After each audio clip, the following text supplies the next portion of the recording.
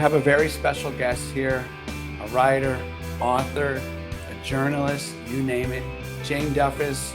Thank you for coming here. I believe you have a brand new book to celebrate. Welcome.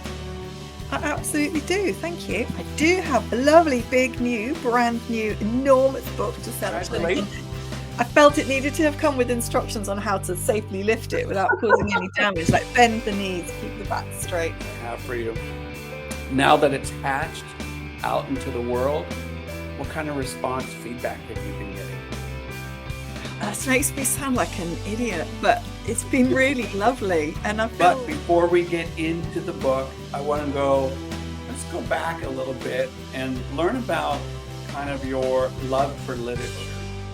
I've always loved books. I've always loved reading. I've always loved stories. I guess I'm very lucky that I come from a family that was surrounded by books. I have 3 older brothers, so we already had all of their books in the house.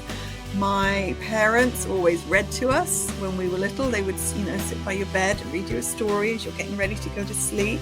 And then when you get a bit older and you can read books yourself, there was, constant trips to the library to get lots of new books and find new authors and get stuck into stories. I loved English classes at school. I loved making up stories. I loved, writing short stories. So originally I was going to write a book about being a fanzine writer, like what it was like to be a girl.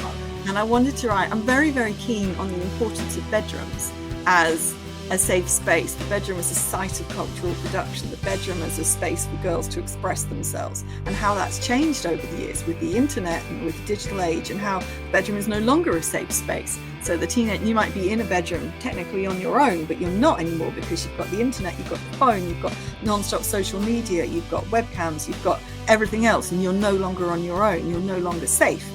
So I wanted to write something about that, which was how it started, and talking about my own experiences. And within that, Sarah was just a chapter, because Sarah was something that I liked as a teenager as a fanzine writer. And so I wrote about Sarah, and it was just a short chapter. And then it kind of spiraled out of control a little bit, because around that time, as I mentioned, I live in Bristol, and I was walking